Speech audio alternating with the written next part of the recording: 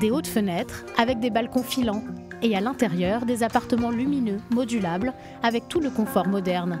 Au début des années 50, Auguste Perret est chargé de la reconstruction du centre du Havre. Dans ses bureaux d'études, il développe des techniques innovantes pour faciliter la vie quotidienne. Le système structurel de ces appartements poteau-poutre permet une liberté de cloisonnement totale. Les cloisons ne sont pas porteuses et donc dans le temps, ces cloisons, on peut les bouger, les adapter.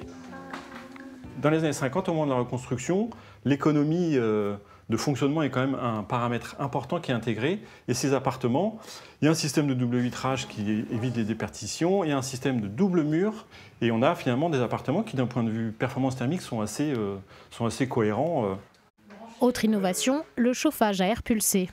L'air était vraiment conditionné à l'époque parce qu'il était filtré, et on introduisait aussi de la vapeur d'eau pour le rendre moins sec. Auguste Perret se sert des premiers îlots de la reconstruction comme laboratoire.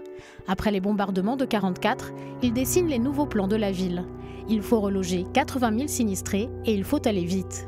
L'architecte utilise toujours la même trame pour les bâtiments et les éléments de construction. Ce panneau de béton est standardisé dans sa dimension de largeur, de hauteur, et donc il peut être produit en série.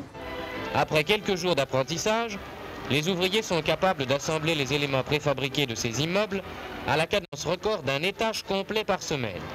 Perret utilise le béton pour des raisons techniques et esthétiques. Il a travaillé le béton dans sa composition en introduisant des colorants, des pigments, en choisissant un sable de telle nature, un gravier de telle nature. Selon les bâtiments, tout ça est décliné et donne des couleurs très variées. Auguste Perret ne travaille pas seul. Une centaine d'architectes et d'urbanistes participent à la reconstruction de la cité Océane, le plus grand chantier d'après-guerre.